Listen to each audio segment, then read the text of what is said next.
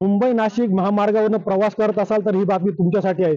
मुंबई नाशिक महामार्गावरील जो जुना कसारा घाट आहे तो आज म्हणजे 24 तारखेपासून ते 27 तारखेपर्यंत सकाळी 8 ते सायंकाळी 6 वाजेपर्यंत जे आहे ते वाहतुकीसाठी बंद राहणार आहे। तसेच 3 मार्च ते 6 मार्च या कालावधी सुद्धा सकाळी 8 ते सायंकाळी 6 वाजेपर्यंत जो आहे हा घाट तो पूर्णपणे वाहतुकीसाठी बंद राहणार आहे।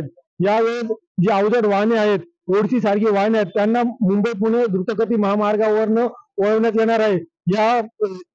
याची जी वाहतूक आहे ही वाहतूक नवीन कसारा घाटात जी आहे वळवण्यात आलेली आहे।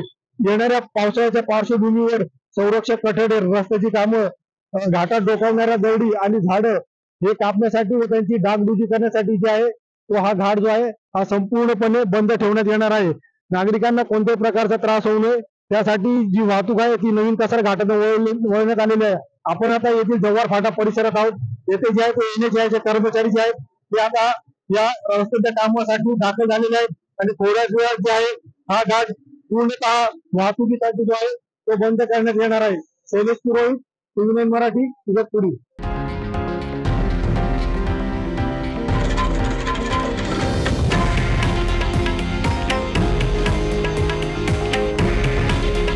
हे आहे देशातील नंबर 1 न्यूज नेटवर्क आणि आपण पाहत आहात TV9 मराठी।